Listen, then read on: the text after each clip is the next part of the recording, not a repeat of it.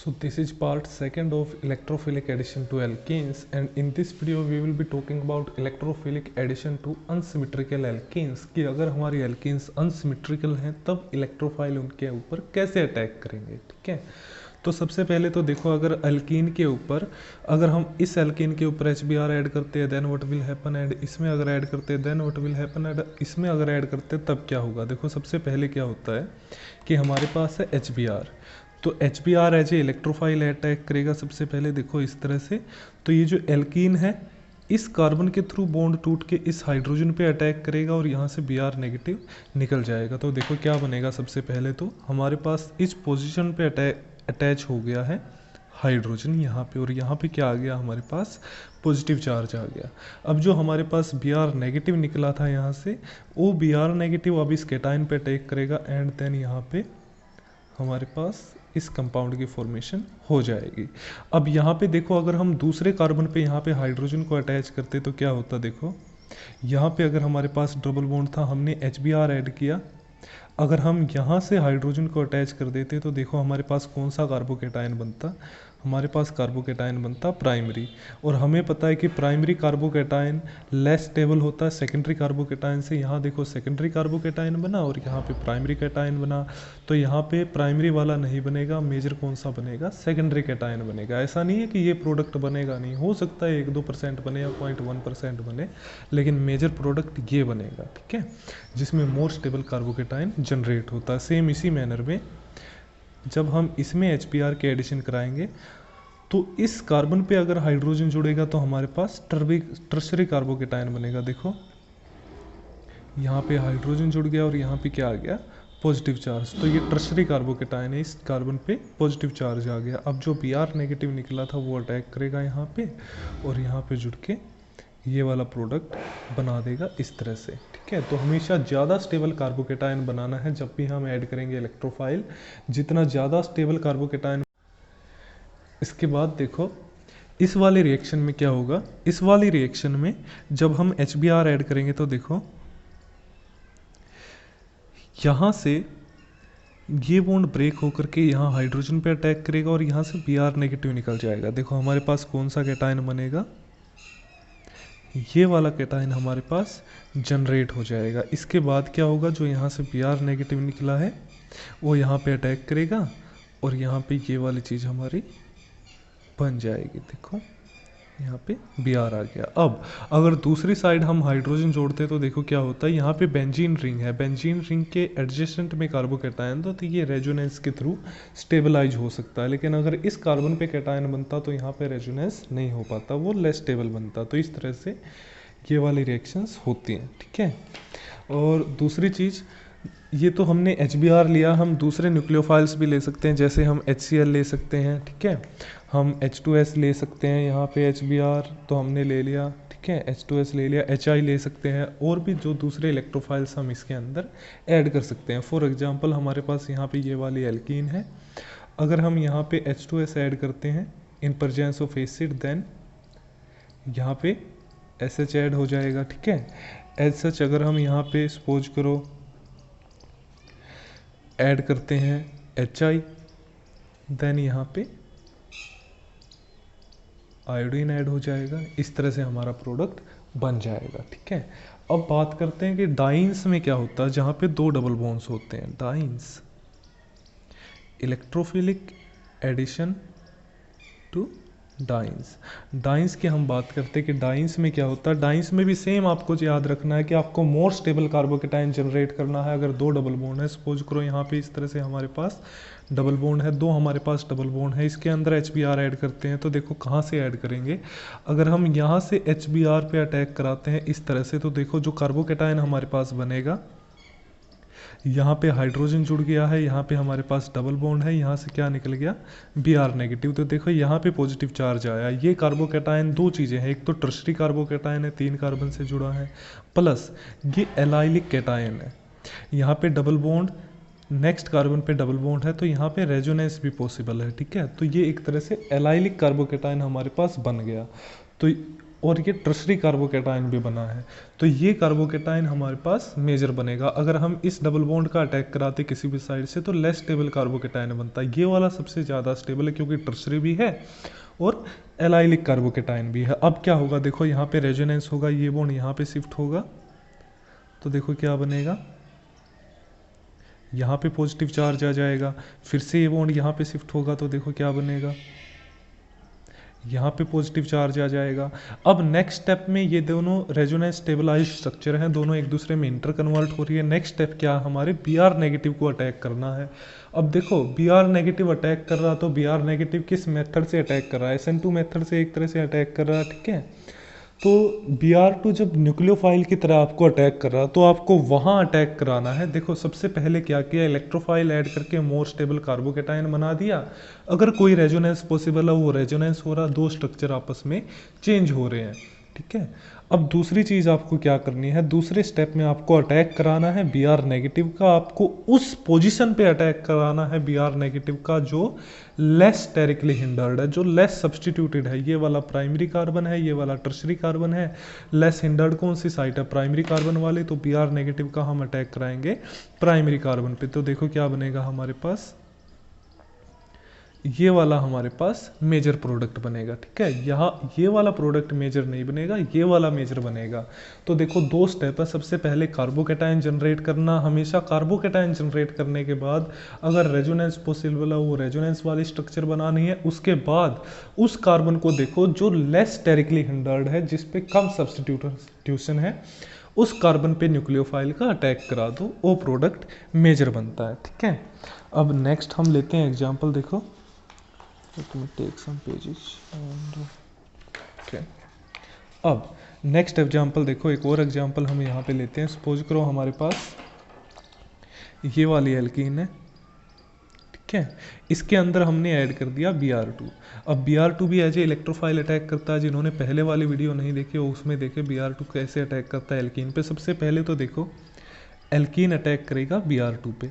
दोनों एल्कीन एक जैसे हैं, मोनो सब्स्टिट्यूटेड हैं, किसी की भी एल्कीन का अटैक करा दिया हमने, ठीक है। तो देखो हमारे पास सबसे पहले तो किसकी फॉर्मेशन होगी, हमारे पास फॉर्मेशन होगी ब्रोमीनियम आयन की, इस तरह से, ठीक है। और यहाँ से क्या निकल गया, Br नेगेटिव हमारे यहाँ पे निकल गया, ठीक है। अब देखो क्या होता है, यहाँ पे दो चीज़ें पॉसिबल हैं। देखो यहाँ पे रेजोनेंस हो सकता है इस तरह से, ठीक है, इस तरह से यहाँ पे ये वाली चीज़ बन सकती है। देखो यहाँ पे पॉजिटिव चार्ज आ गया और यहाँ पे क्या है हमारे पास ब्रोमीन है, तो इस तरह से ये वाली चीज़ बन सकती है। तो ये दोनों स्ट्रक्चर रेजोनेंस में है। ओबियसली मेजर स्ट्रक्चर ये वाली रहेगी क्योंकि इसमें सभी एटम्स का ऑक्टेट कंप्लीट है, ठीक है। लेकिन इसमें सभी एटम्स का ऑक्टेट कंप्लीट नहीं है, तो ये वाली लेस अमाउंट में होगी स्ट्रक्चर सॉल्यूशन में, ये वाली ज़्यादा अमाउंट में होगी। रेजोनेंस हाइब्रिड ये वाली स्ट्रक्चर होगी, इससे मिलती जुलती होगी हमारी रेजोनेंस हाइब्रिड। अब क्या करना, देखो Br नेगेटिव का हमें अटैक कराना है, Br नेगेटिव का। Br नेगेटिव का हम कहाँ पे अटैक करा सकते हैं, देखो Br नेगेटिव अटैक करता है इस कार्बन एटम पे जो प्राइमरी कार्बन एटम है, क्योंकि यहाँ पे देखो अगर यहाँ पे अटैक करता है ये सेकेंडरी कार्बन है, यहाँ पे अटैक करेगा ये भी प्राइमरी कार्बन है, लेकिन यहाँ पे सब्स्टिट्यूटेड है, ये वाली नॉन सब्स्टिट्यूटेड कार्बन है। तो इस कार्बन पे Br नेगेटिव अटैक करता है इस तरह से, और यहाँ पे हमारे पास मेजर प्रोडक्ट बनता है ये वाला, ये वाला हमारे पास मेजर प्रोडक्ट बनता है। इस प्रोडक्ट को हम बोलते हैं, जो मेजर प्रोडक्ट बनता है हमारे पास, thermodynamic product, thermodynamic product. Suppose करो हम दूसरे कार्बन एटम पे अटैक कराते, यहाँ पे मान लो हमारे पास ब्रोमीनियम आयन बन गया था इस तरह से। उसके बाद हम इस कार्बन पे अटैक करा देते हैं या इस कार्बन पे अटैक करा देते हैं सपोज Br नेगेटिव का। दोनों ही केसेज में हमारे पास क्या बनता, दोनों ही केसेज में हमारे पास 1,2-डाइब्रोमाइड बनता, इस तरह से हमारे पास बनता 1,2-डाइब्रोमो एल्कीन बन गया हमारे पास, सॉरी एल्कीन नहीं है 1,2-डाइब्रोमो, एक तरह से ये वाला कंपाउंड हमारे पास बन जाएगा, ठीक है। इसको बोलते हैं काइनेटिक प्रोडक्ट और इसको बोलते हैं थर्मोडायनेमिक प्रोडक्ट, बिकॉज ये वाला प्रोडक्ट क्या है, ज़्यादा स्टेबल है। लेकिन अगर ये वाला प्रोडक्ट बन भी गया तो फिर से क्या होता, देखो ये वाला ब्रोमीन यहाँ से लोन पेयर के थ्रू नेबरिंग ग्रुप पार्टिसिपेशन के जैसे इसको निकाल देता और फिर से हमारे पास ये बन जाता। तो ये वाली रिएक्शन जो है रिवर्सिबल होती है, ये वाली जो रिएक्शन है ये वाली रिएक्शन एक तरह से रिवर्सिबल रिएक्शन है, ठीक है। तो इस तरह से ये दोनों आपस में रिवर्सिबल होते हैं, तो यहाँ पे ये दोनों वापस से इसमें चेंज होता रहता है और फिर से ये वाला प्रोडक्ट मेजर बन जाता है, ठीक है। तो यहाँ पे वो चीज़ें हमने की हैं कि सबसे पहले तो इलेक्ट्रोफाइल का अटैक करके मेजर कार्बोकेटायन बनाना है मोर स्टेबल, उसके बाद न्यूक्लियोफाइल का अटैक कराना है, ठीक है। अब सपोज करो यहाँ पे तो ब्रोमीनियम आयन हमारे पास एक जैसा था, सपोज करो अनसिमेट्रिकल ब्रोमीनियम आयन है हमारे पास, ठीक है। अनसिमेट्रिकल ब्रोमीनियम आयन, देखो अगर हमारे पास सपोज करो ऐसी एल्कीन है, उसके अंदर हमने Br2 ऐड कर दिया, तो सबसे पहले तो क्या होगा, ब्रोमीनियम आयन बनेगा, ठीक है। हमारे पास ब्रोमीनियम आयन बन गया। अब Br नेगेटिव को अटैक करना है, सपोज करो Br नेगेटिव यहाँ अटैक करता है तो क्या बनेगा, देखो यहाँ पे Br आ गया और यहाँ पे भी Br आ गया, ये बनेगा। और अगर सपोज करो Br नेगेटिव इस मोर सब्सटीट्यूटेड एंड पे अटैक करता तब क्या बनता, देखो तब भी यही वाला प्रोडक्ट बनता, ठीक है। तो दोनों ही केसेज में ये वाला और ये वाला प्रोडक्ट क्या है, ये दोनों प्रोडक्ट तो सेम है। तो ब्रोमीनियम आयन में अगर Br नेगेटिव ही अटैक करता तो किसी भी साइड अटैक करते प्रोडक्ट तो सेम ही बनना, लेकिन प्रॉब्लम क्या होती है कि अगर हमारा सोलवेंट जो है, सोलवेंट अगर हमारा न्यूक्लियोफिलिक है नेचर में, सोलवेंट अगर न्यूक्लियोफिलिक है नेचर में, जैसे वाटर है हमारे पास, मिथेनॉल है हमारे पास, ठीक है। अगर इस तरह के हमारे पास सोलवेंट है तो वो नेचर में होते हैं न्यूक्लियोफिलिक, और ये न्यूक्लियोफिलिक है और ये Br नेगेटिव भी न्यूक्लियोफाइल है, then this Br negative and this nucleophilic solvent will compete to attack at this brominium ion, and obviously solvent बहुत ज़्यादा अमाउंट में होता, concentration is very high for solvent, so always solvent attack at the brominium ion instead of this Br negative ion। तो solvent पहले attack कर देता है Br negative से, और सोलवेंट अब किस साइड में अटैक करेगा ये आपको देखना, सोलवेंट यहाँ पे अटैक करेगा या यहाँ पे अटैक करेगा, कहाँ पे सोलवेंट अटैक करेगा ये हमें पता होना चाहिए कि सोलवेंट कहाँ पे अटैक करेगा, ठीक है। तो सोलवेंट देखो ध्यान रखना, अगर आपका सोलवेंट वीक न्यूक्लियोफाइल है, वीक न्यूक्लियोफाइल है, ठीक है, और अगर आपका सोलवेंट स्ट्रॉन्ग न्यूक्लियोफाइल है, दो केस हो सकते हैं। अब हमें कैसे पता वीक न्यूक्लियोफाइल है या स्ट्रॉन्ग न्यूक्लियोफाइल है, जितने भी नेगेटिवली चार्ज्ड हैं, जिनके ऊपर भी नेगेटिव चार्ज है वो सारे स्ट्रॉन्ग न्यूक्लियोफाइल हैं। अमीन्स जितने भी हैं, अमीन्स वो सारे स्ट्रॉन्ग न्यूक्लियोफाइल हैं। इसके अलावा जितने भी न्यूट्रल बच गए, ठीक है, देखो न्यूट्रल अमीन्स भी है लेकिन अमीन्स स्ट्रॉन्ग न्यूक्लियोफाइल होते हैं, जितने भी न्यूट्रल होते हैं सोलवेंट वो सारे वीक न्यूक्लियोफाइल होते हैं, और वीक हमेशा मोर सब्सटीट्यूटेड एंड पे अटैक करते हैं, ठीक है। तो वीक न्यूक्लियोफाइल जो होते हैं हमेशा मोर सब्सटीट्यूटेड एंड पे अटैक करेंगे, और जो स्ट्रॉन्ग होते हैं वो हमेशा अटैक करते हैं लेस सब्सटीट्यूटेड एंड पे, ठीक है। तो ये आपको ध्यान रखना है, ये दोनों ही सोलवेंट क्या है, वीक न्यूक्लियोफाइल है क्योंकि न्यूट्रल है, अमीन भी नहीं है, तो कहाँ पे अटैक करेंगे, मोर सब्सटीट्यूटेड साइट पे। सपोज करो आप यहाँ पे ब्रोमिनेशन कर रहे हो, इस तरह से यहाँ पे Br2 आपने ऐड कर दिया, इन मिथेनॉल आपने Br2 ऐड कर दिया, तो यहाँ पे क्या होगा, शुरू में तो ब्रोमीनियम आयन की फॉर्मेशन होगी इस तरह से, ठीक है। उसके बाद मिथेनॉल जो है अटैक करेगा, किस साइट पे अटैक करेगा, मोर सब्सटीट्यूटेड साइट पे अटैक करेगा, क्योंकि वीक न्यूक्लियोफाइल है तो यहाँ पे हमारे पास फॉर्मेशन हो जाएगी इस प्रोडक्ट की, ठीक है। ये आपको ध्यान रखना है। सपोज करो हम यहाँ पे वाटर ऐड कर देते, Br2 इन वाटर में यहाँ पे ऐड कर देते तो सिंपल वही ब्रोमीनियम आयन बनता, ठीक है। अब यहाँ पे H2O है हमारे पास, H2O वीक न्यूक्लियोफाइल है क्योंकि न्यूट्रल है, तो यहाँ पे मोर सब्सटीट्यूटेड एंड पे हमेशा अटैक करेगा। इस तरह से हमारे पास ये वाला प्रोडक्ट बनेगा, ठीक है। सपोज करो आप सॉल्यूशन में कोई और न्यूक्लियोफाइल ऐड कर देते हो, सपोज करो हमने इसी के अंदर NaOH ऐड कर दिया, ये प्रोडक्ट बनने के बाद तो NaOH बेस है, इस हाइड्रोजन को निकाल लेगा, क्या बन जाएगा, देखो ये हमारे पास बन जाएगा। अब यहाँ पे एक लिविंग ग्रुप है, ये O नेगेटिव यहाँ पे अटैक करके इसको निकाल देगा। इस तरह से हम इपोक्साइड भी बना सकते हैं, ठीक है। तो Br2 ऐड करके हमने वाटर के अंदर, फिर NaOH ऐड करके इपोक्साइड की फॉर्मेशन भी हम इस तरह से कर सकते हैं। उसके बाद दूसरी चीज़ रेट ऑफ ब्रोमिनेशन, ठीक है। ये हम पहले वाले वीडियो में भी डिस्कस कर चुके हैं कि ब्रोमिनेशन किस कार्बन में फास्ट होगा।